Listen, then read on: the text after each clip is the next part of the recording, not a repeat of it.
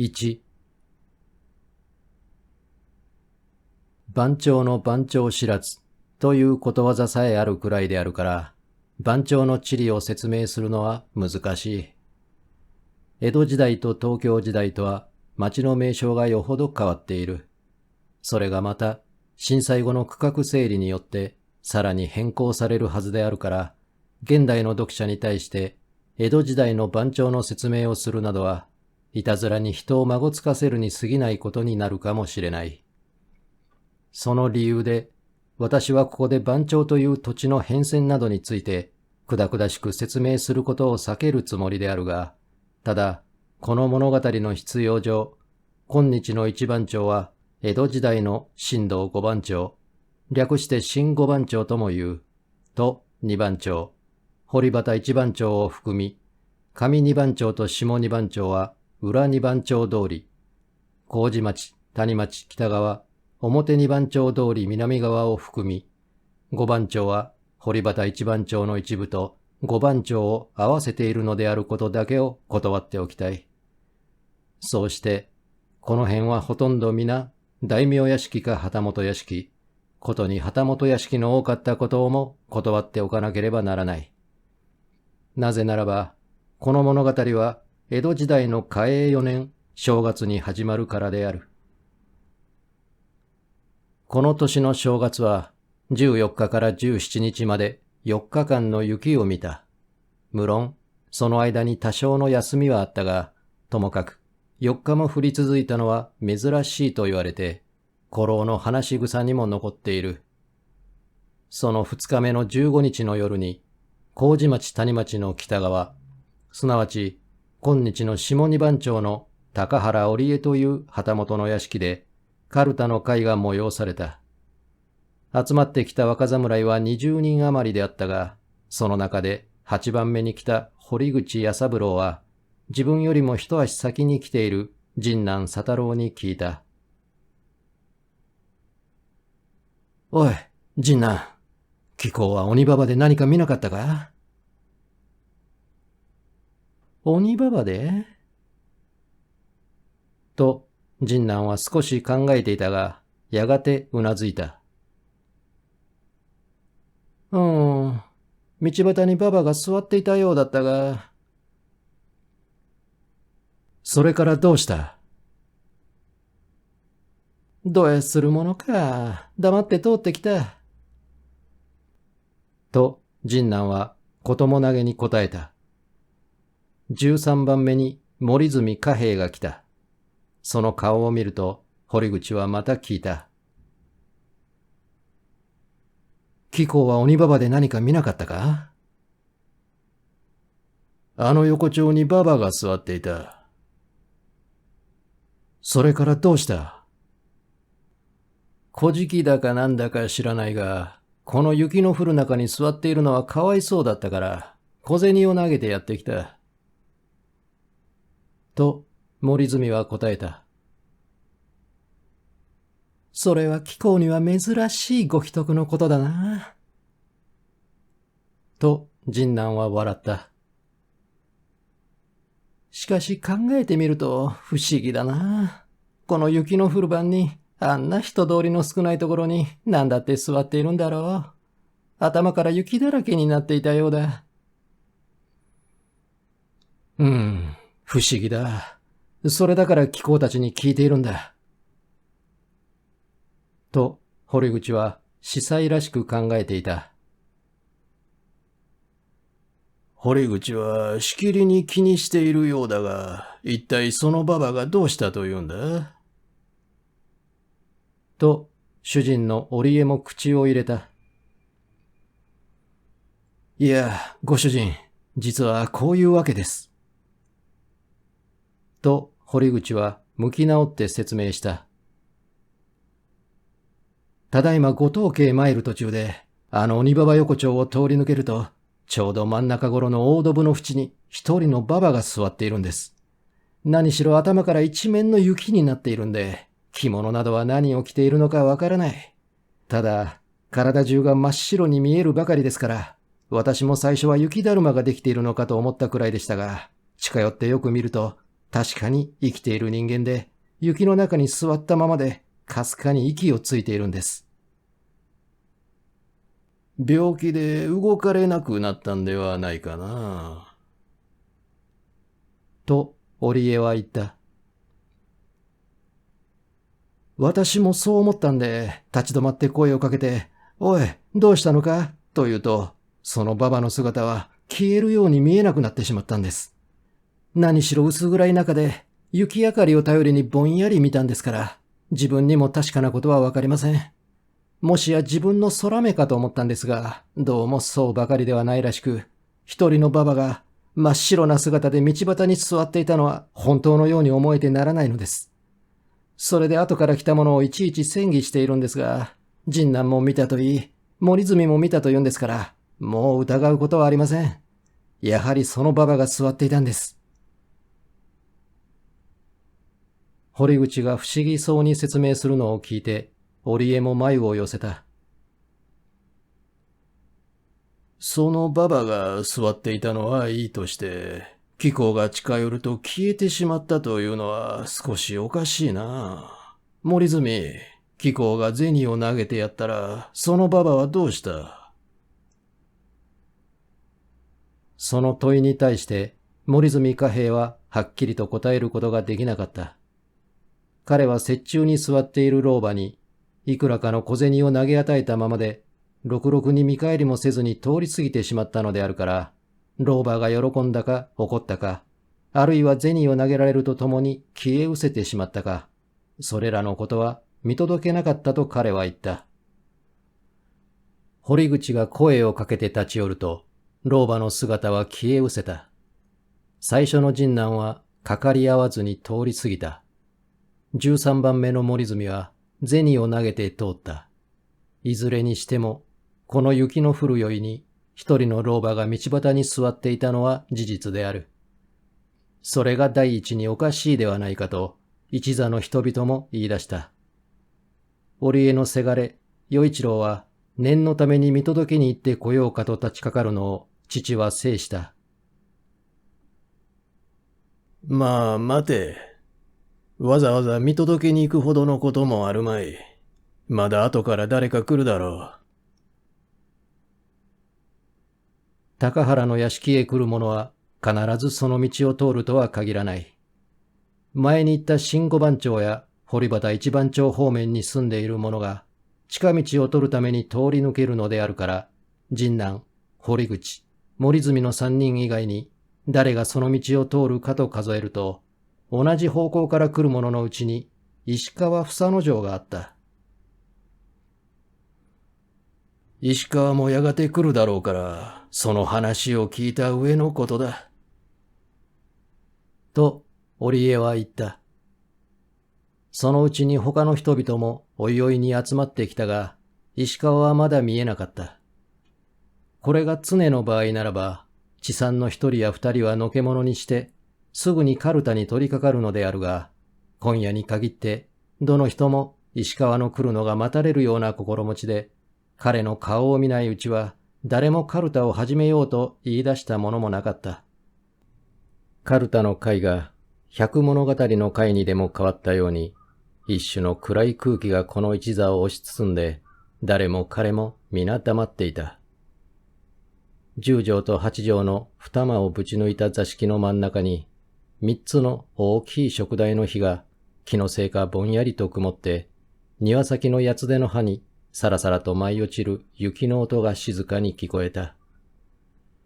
日の暮れた後、一人の老婆が雪の降る道端に座っていたというのは、なるほど、不思議といえば不思議であるが、さらに人々を不思議がらせたのは、その場所が鬼ババ横丁であるということであった。横丁は新五番町の一部で、普通の江戸絵図には現れていないほどの狭い道で、俗に言う三丁目谷の坂下から東へ入るのである。ここらの坂下は谷と呼ばれるほどの低地で、遠い昔には柳川という川が流れていたとか伝えられ、その川の名残かとも思われる大ドブが、狭く長い横丁の北側を流れて、千鳥ヶ淵の方向へ注ぎ入ることになっている。その横丁を江戸時代には俗に鬼ババ横丁と呼び習わしていた。鬼ババという恐ろしい名がどうして起こったかと聞くと、いつの頃のことか知らないが、麹町通りのある酒屋へ、毎夕一人の老婆が一合の酒を買いに来る。時刻は暮れ6つの鐘の聞こえるのを合図に、雨の夕も風の日も必ず欠かさずに買いに来るので、店の者も自然に懇意になって、老婆を相手に何かの世間話などをするようになったが、彼はこの近所のものであるというばかりで、決して自分の住所を明かさなかった。幾度聞いても、老婆はいつも曖昧な返事を繰り返しているので、店の者どもも少しく不審に思って、ことを好む一人がある時見え隠れにその後をつけていくと、彼は三丁目谷の坂下から東へ切れて、かの横丁へ入ったかと思うと、たちまちに姿を消してしまったので、後をつけていった者は驚いて帰った。その報告を聞いた酒屋では、いよいよ不審を抱いて、老婆が重ねてきたらば、さらに尾行してその正体を突き止める手はずを決めていると、彼はその翌日から酒屋の店先にその姿を見せなくなった。その後3日経っても5日経っても老婆は酒を買いに来なかった。彼は自分の後をつけられたことを悟ったらしく、永久にその酒屋に近づかなくなったのである。そういうわけで、彼の身元は無論わからないが、かの横丁へ入ってその姿が消えたというので、彼はただの人間でないという噂が伝えられて、その横丁に鬼ババの名がかぶせられたのである。江戸が東京と変わった後、その大ドブはよほど狭められ、さらに震災後の区画整理によって、ドブは暗渠に作り変えられ、道幅も在来の3倍以上の広い明るい道路に生まれ変わって、全く昔の姿を失ってしまったが、明治の末頃までは、鬼ババ横丁の俗称が古老の口に残っていて、我々が子供の時代には、そのものすごい名に小さい魂を脅かされたものであった。太田蜀山人の一話一元にも同じような怪談が伝えられている。天明5年の頃、麹町に十兵衛という飴屋があって、平素から正直者として知られていたが、ある日の夕方に見慣れない男の子が来て店先に遊んでいるので、十兵衛は商売物の飴をやると彼は喜んで帰った。その以来、夕方になると彼は飴をもらいに来た。それが幾日も続くばかりか、かつてここらに見かけない子供であるので、十兵衛も少しく不審を抱いて、ある日、密かにその後をつけてゆくと、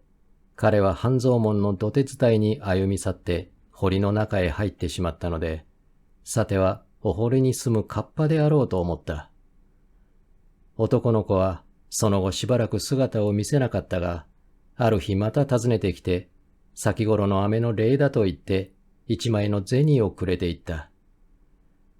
銭は、表に馬の形が現れていて、裏には十二支と東西南北の文字が彫られてあったということである。こうした類の怪談は、江戸時代の山手には多く伝えられていたらしい。そこで、今夜かの3人の若侍が見たという怪しい老婆も、その場所が鬼ババ横丁であるだけに、もしやかの伝説の鬼ババではないかという疑いが、諸人の胸にわだかまって、カルタはそっちのけに、もっぱらその妖婆の問題を研究するようになったのである。石川は遅いな。と言い合わせたように二三人の口から出た。その時である。要人の戸端重介が慌ただしくこの座敷へ入ってきた。石川さんがご門前に座っているそうでございます。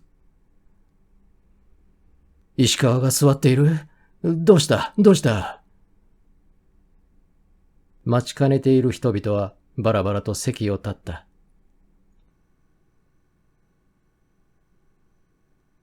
2石川房之丞が高原の屋敷の門前に座っていたというのは門番の報告である。門前が何か物騒がしいように思ったので、彼は窓から表を覗くと、一人の侍が傘を投げ捨てて刀を抜いて、そこいらをむやみに切り払っているようであったが、やがて刀を持ったままで、雪の中に座り込んでしまった。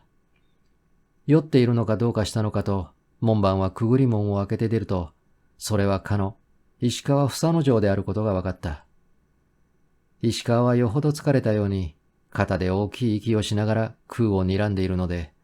ともかくも介抱して玄関へ連れ込んで、その次第を用心の戸端に訴えると、戸端もすぐ出て行って、女中たちに指図して、まず石川の体の雪を払わせ、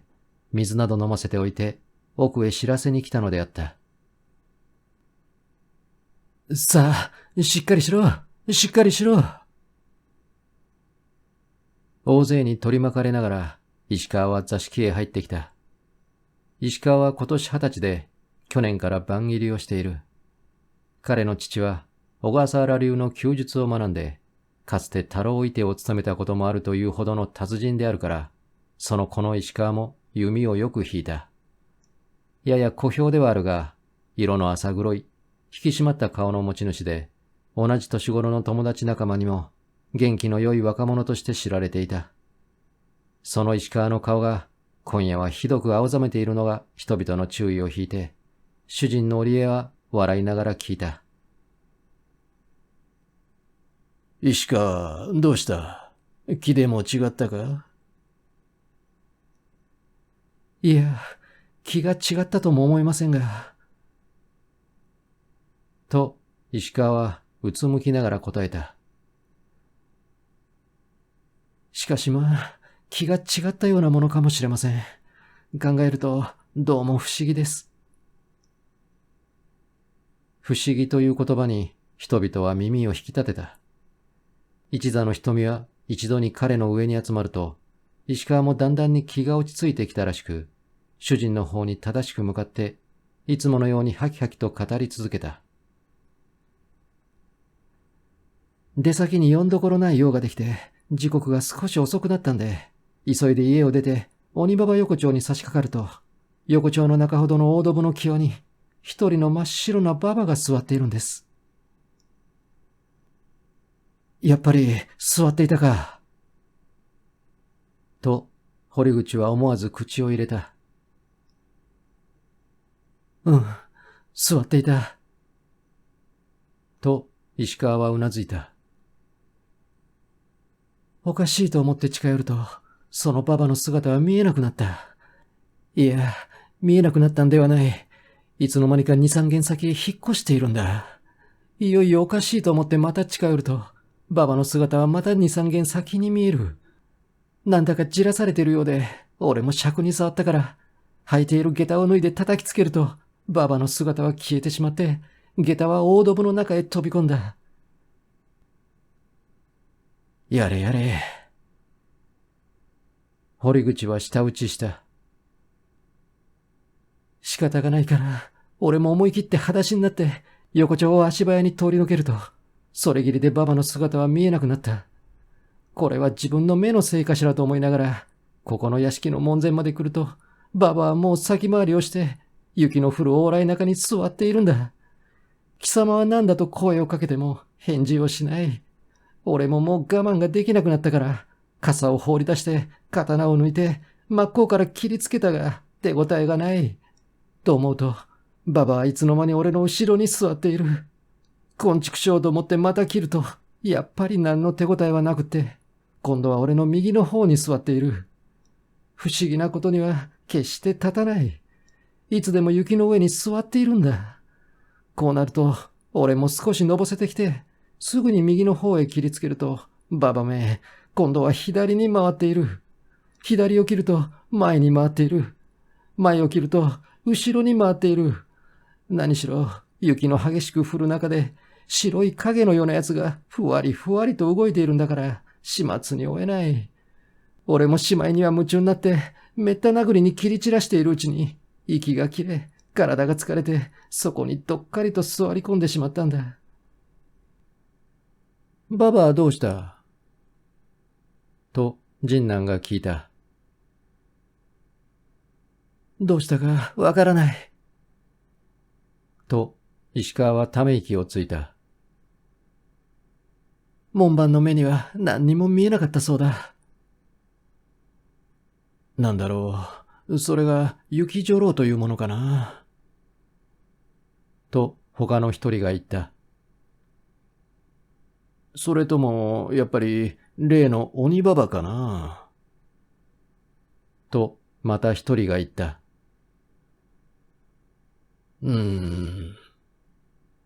と、主人の織江は考えていた。越後には雪女郎というものがあると聞いているが、それも嘘だか本当だかわからない。北国でいう雪しまきの類で、激しい雪が強い風に吹きまかれて、女のような形を見せるんだというものもある。鬼ババ横丁の鬼ババだって、いつの昔のことかわからない。もし果たしてそんなババが潜んでいるならば、今までにも誰か出会ったものがありそうなものだが、ついぞそんな噂を聞いたこともないからな。石川一人の出来事ならば、心の迷いとか、目のせいとかいうことになるのであるが、神男といい、堀口といい、森住といい、他にも三人の証人があるのであるから、織江も一方に否認説を唱えながらも、さすがにそれを力強く主張するほどの自信もなかった。さっきから待ちかねていたせがれの与一郎は、思い切って立ち上がった。お父さん、やっぱり私が行って見てきましょう。では、俺が案内する。と、神男と堀口も立った。まだ他にも5、6人立ちかかったが、夜中に大勢がどやどやと押し出すのは世間騒がせであるという主人の意見から、与一郎と神男と堀口の3人だけが出て行くことになった。昔の俳句に、綱が立って、綱が噂の甘よかな、というのがある。渡辺の綱が羅生門と行き向かった後で、綱は今頃どうしているだろうという噂の出るのは当然である。この席でもやはり3人の噂をしているうちに、雪の夜はおいおいに更けた。与一郎らは、張り合い抜けのしたような顔をして引き上げてきて、座敷から横丁までの間には何者も見えなかった。横丁は念のために2度も往復したが、そこにも犬ころ1匹の影さえ見出されなかったと報告した。そうだろうな。と、織江はうなずいた。そんなことに邪魔をされて、今夜のカルタ会は、とうとうお流れになってしまった。夕方から用意してあった五目寿司がそこに持ち出され、人々は寿司を食って茶を飲んで、4つ頃、午後10時まで雑談にふけっていたが、その間にも石川はいつもほどの元気がなかった。それは武士たる者がかの養母に悩まされたということが何分面目ないのであろうと一座の者にも察せられた。果たして彼は一足先へ帰ると言い出した。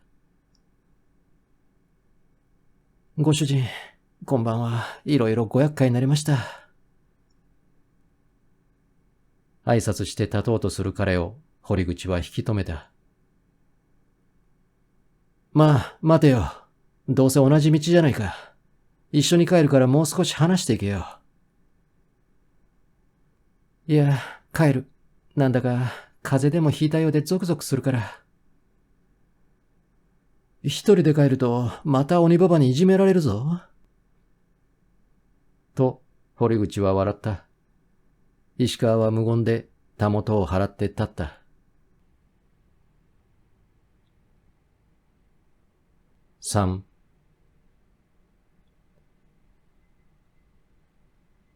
一座の話は4つ半頃、午後11時まで続いた。カルタ会は近日さらに催すということにして、20人余りの若侍は主人に暇を告げて、どやどやと表へ出ると、更けるにつれて雪はいよいよ激しくなった。思いのほかに風はなくて、細かい雪が静かに降りしきっているのであった。これは積もるぞ。明日は止んでくれればいいが。こんなことを言いながら、人々は門前で思い思いに分かれた。神南佐太郎、堀口弥三郎、森住貨幣。この三人は同じ方角へ帰るのであるから、連れ立って鬼馬場横丁を通り抜けることになると、西から東へ抜ける狭い横丁は北風を遮って、ここらの雪は音もなしに降っていた。南側の小屋敷の板塀や生垣は、すべて白い中に沈んで、北側の大戸部も流れをせがれたように白く埋められていた。三人が続いて横丁へ入ると、道端の大きい椎の木の梢から、カラスらしい一羽の鳥が驚かされたように飛び立った。神南と堀口は宣告探検に来て、養母の姿がもう見えないことを承知していたが、それでもこの横丁へ踏み込むと、幾分か緊張した気分にならないわけにはいかなかった。森住も同様であった。隙間もなく降る雪の間から、行く手に目を配りながら辿ってゆくと、二番目に歩いている堀口が何者にかつまずいた。それは下駄の片方であるらしかった。これは、石川がさっき脱いだのかもしれないぞ。言うときに、真っ先に進んでいる神南は、小声であっと叫んだ。ああ、またあそこにババらしいものがいるぞ。横丁の中ほどのドブの縁には、さっきと同じように真っ白なものが座っているらしかった。それはもう2軒ほどの前であるので、三人は思わず立ち止まって、透かし見ようとする間もなく、かの白い影はたちまちすっくと立ち上がった。こちらの三人は、道が狭いのと傘を差しているのとで、自由に身をかわすことができなかった。白いものは、先に立っている神南の傘の下をかいくぐって、二番目に立っている堀口に飛びかかった。さっきの一言、覚えているか？それが石川の声であると悟った時には、堀口は肩越しに肩先を切られて、雪の中に倒れていた。神南も森住も驚いて、前後から支えようとすると、石川は身を翻して大戸部へ飛び込んで、カワウソのように素早く西の方へ逃げ去った。あっけに取られたのは神南ら二人である。彼らは石川を追うよりも、まず堀口を抱え起こして介抱すると、傷は左の肩先を深く切り下げられていた。幸い堀口の屋敷は近所であるので、神南は残って彼を介抱し、森住はその次第を中心にかけていった。堀口の屋敷からの向かいの者が来て、手負いを連れて戻ったが、何分にも傷が重いので治療が届かなかった。明くる朝、その知らせに驚かされて、高原の屋敷から与一郎が見舞いに駆けつけた時には、堀口はもうこの世の人ではなかった。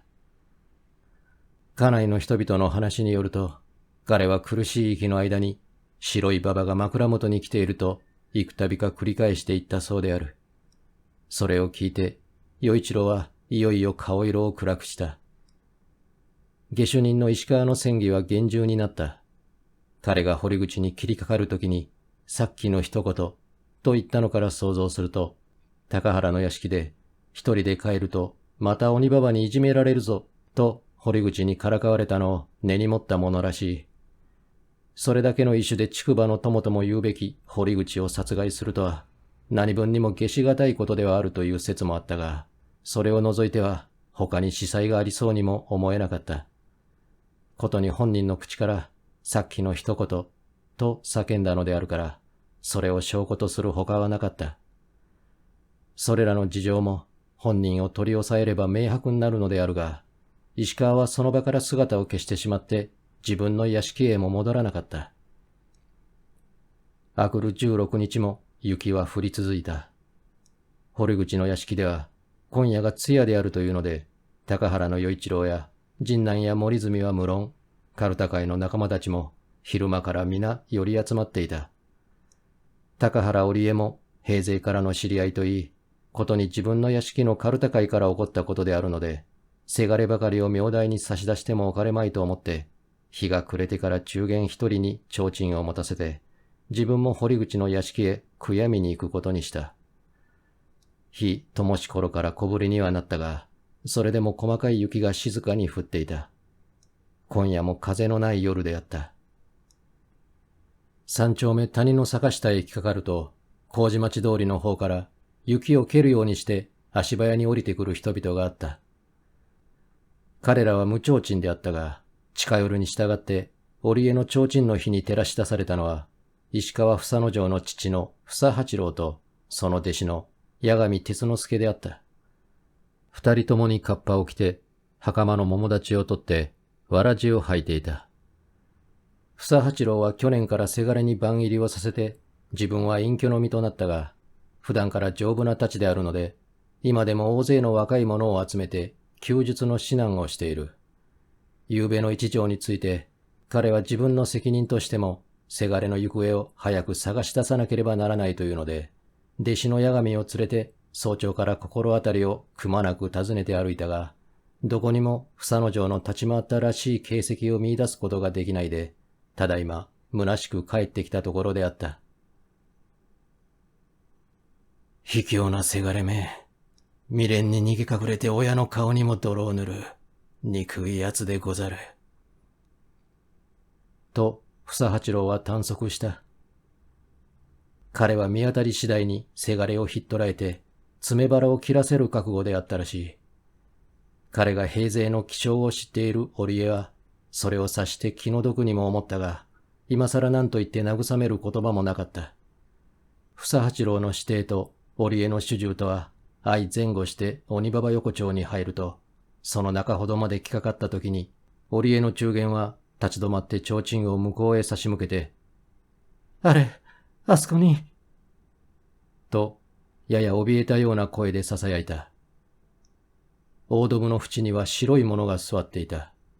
それが問題の養母かと、織江がきっと見定める暇もなく、房八郎は弟子に声をかけた。